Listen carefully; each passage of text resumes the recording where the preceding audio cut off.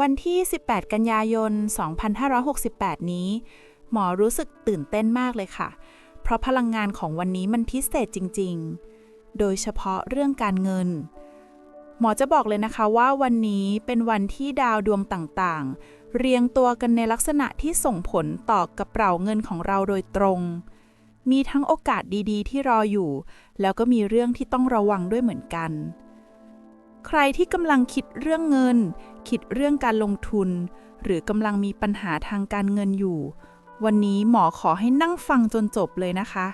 เพราะหมอจะเล่าให้ฟังตั้งแต่ภาพรวมไปจนถึงรายละเอียด ที่จะช่วยให้ทุกคนมองเห็นทิศทางการเงินของตัวเองชัดเจนขึ้น พลังงานการเงินในวันที่ 18 กันยายน 2568 นี้ค่ะ หมอมองดูแล้วเป็นวันที่มีความแปรปรวนค่อนข้างสูง เหมือนกับน้ำในแก้วที่กำลังเขย่าอยู่ มีขึ้นมีลง แต่โดยรวมแล้วยังคงมีแนวโน้มที่ดี สิ่งที่หมอเห็นชัดเจนมากคือ ดาวดวงที่ควบคุมเรื่องการเงินการงานของเรานั้นกำลังอยู่ในตำแหน่งที่เอื้อต่อการได้รับข่าวสารดีๆ หรือโอกาสใหม่ๆทางการเงิน แต่ในขณะเดียวกันก็มีดาวดวงอื่นที่ส่งสัญญาณเตือนให้เราต้องระมัดระวังในเรื่องการใช้จ่ายด้วยเหมือนกัน หมอจะเปรียบเทียบให้ฟังนะคะ ถ้าการเงินของเราเป็นสวนผลไม้ วันนี้ก็เหมือนเป็นวันที่ต้นไม้บางต้นกำลังจะออกผลไม้สุกพร้อมเก็บเกี่ยว แต่ก็มีต้นไม้บางต้นที่ต้องดูแลให้มากขึ้น รดน้ำให้เพียงพอ ไม่งั้นอาจจะเหี่ยวแห้งไปได้ โดยภาพรวมแล้ววันนี้เป็นวันที่เหมาะกับการคิดก่อนทำมากกว่าการทำแล้วคิดทีหลัง โดยเฉพาะในเรื่องการลงทุน การซื้อของราคาแพง หรือการตัดสินใจทางการเงินที่สำคัญ ช่วงเช้าของวันนี้ค่ะ พลังงานการเงินจะค่อนข้างนิ่ง เหมือนน้ำในบ่อที่ยังไม่มีใครไปกวนใด เป็นช่วงเวลาที่ดีมากสำหรับการวางแผนการเงิน การตรวจสอบบัญชี หรือการคิดเรื่องการจัดสรรเงินในอนาคต หมอแนะนำให้ช่วงนี้ถ้าทุกคนมีเวลาก็ให้นั่งดูสถานการณ์การเงินของตัวเองให้ละเอียด ดูว่าเดือนนี้มีรายรับรายจ่ายอะไรบ้าง มีเงินเหลือเก็บได้เท่าไหร่ หรือมีหนี้สินที่ต้องจ่ายอะไรบ้าง การที่เราใช้เวลาช่วงเช้านั่งทบทวนแบบนี้จะช่วยให้เราเห็นภาพการเงินของตัวเองชัดเจนขึ้น และที่สำคัญถ้าใครกำลังรอข่าวการเงินอะไรอยู่ไม่ว่าจะเป็นการอนุมัติสินเชื่อ การได้รับเงินจากโครงการที่ทำ หรือการได้รับการตอบรับจากงานใหม่ ช่วงเช้านี้มีแววจะได้ข่าวดี แต่อาจจะไม่ใช่ข่าวที่ตื่นเต้นเป็นพิเศษ เป็นแค่ข่าวที่ทำให้รู้สึกโล่งใจมากกว่า มาถึงช่วงกลางวันแล้วค่ะ นี่คือช่วงที่พลังงานการเงินเริ่มเคลื่อนไหวมากขึ้น เหมือนกับน้ำที่เริ่มมีคลื่นเล็กๆเกิดขึ้น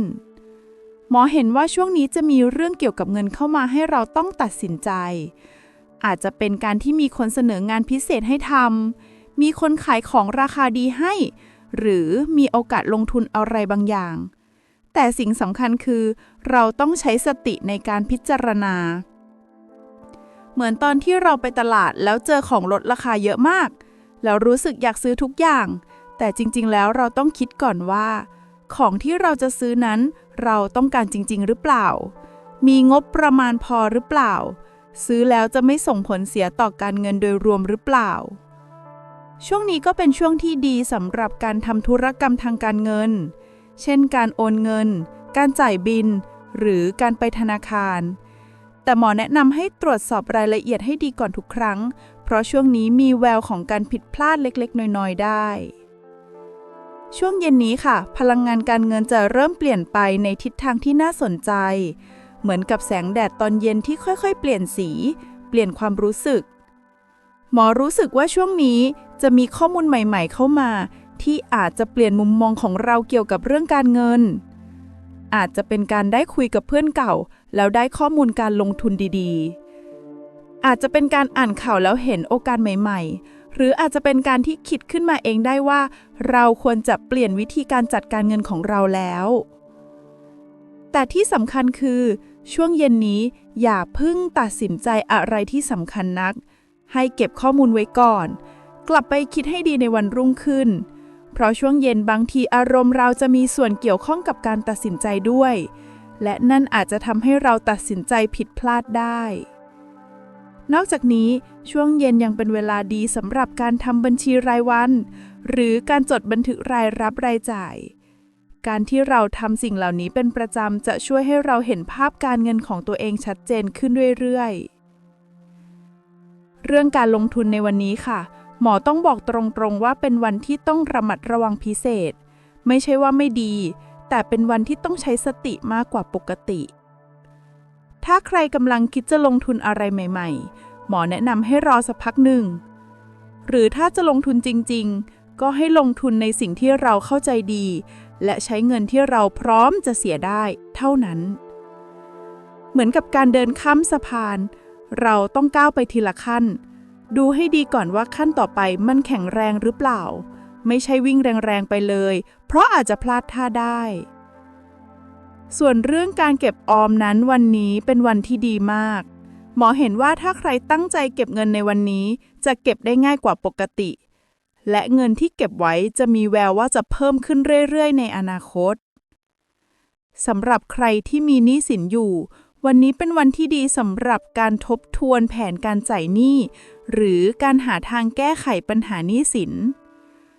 หมอมองเห็นว่าถ้าใครกำลังมีปัญหาเรื่องหนี้แล้วอยากจะไปปรึกษากับธนาคารหรือไปหาข้อมูลเรื่องการปรับโครงสร้างหนี้วันนี้เป็นวันที่เหมาะมากเพราะจะได้ข้อมูลที่ดีและอาจจะได้รับความเข้าใจจากเจ้าหนี้มากกว่าปกติแต่สิ่งสำคัญคือเราต้องซื่อสัตย์กับตัวเองและกับคนอื่นบอกสถานการณ์ที่แท้จริงไม่ปิดบังอะไรเพราะการแก้ปัญหาที่ยั่งยืนต้องเริ่มจากความจริงใสๆวันนี้มีแววของการได้เงินพิเศษนะคะอาจจะไม่ใช่จำนวนมหาศาลแต่เป็นเงินที่มาในเวลาที่เราต้องการเหมือนฝนตกพอดีตอนที่ต้นไม้กำลังกระหายน้ำอาจจะเป็นการที่ได้เงินคืนจากสิ่งที่เราลืมไปได้เงินจากการขายของเก่าได้เงินจากงานพิเศษที่ทำไว้หรือได้รับของขวัญเงินสดจากใครบางคนสิ่งสำคัญคือเมื่อได้เงินพิเศษมาอย่าเพิ่งรีบใช้หมดทันทีให้หาเวลานั่งคิดก่อนว่าจะเอาเงินนี้ไปใช้ในสิ่งที่เป็นประโยชน์กับเราในระยะยาวได้อย่างไรบางทีการเก็บไว้ก่อนก็อาจจะเป็นทางเลือกที่ดีหลังจากที่หมอได้เล่าให้ฟังเรื่องดวงการเงินในวันนี้แล้วขอเป็นที่ปรึกษาให้ทุกคนสักหน่อยนะคะสิ่งแรกที่หมออยากให้ทุกคนจำไว้คือเงินนั้นเป็นเหมือนน้ำมันจะไหลไปในทิศทางที่เราพาให้มันไปถ้าเราดูแลให้ดีวางแผนให้ดีมันก็จะไหลไปในทิศทางที่เป็นประโยชน์กับเราแต่ถ้าเราปล่อยปละละเลยมันก็อาจจะไหลไปในทิศทางที่เราไม่ต้องการการจัดการเงินที่ดีไม่ได้หมายความว่าเราต้องรวยมากหรือต้องมีเงินเยอะมากแต่หมายความว่าเราต้องรู้ว่าเงินที่เรามีนั้นมาจากไหนไปไหนและจะพาเราไปในทิศทางไหนหมออยากให้ทุกคนลองถามตัวเองดูว่าเป้าหมายทางการเงินของเราคืออะไร